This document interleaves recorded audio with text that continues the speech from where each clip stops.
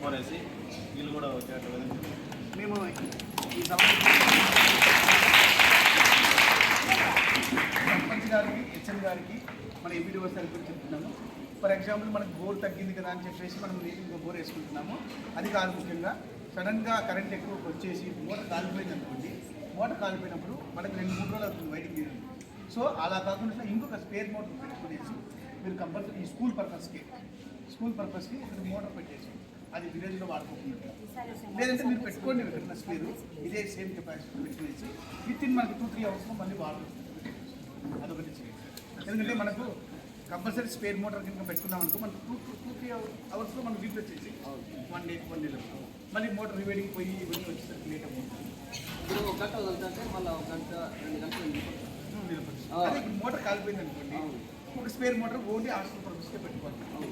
అప్పుడైతే మనకి పిల్లలకి వాటర్ లేదు. ఎందుకంటే మనకి 24% వాటర్ కావాల్సి వస్తుంది. అందులో జనాభా ఎక్కువ.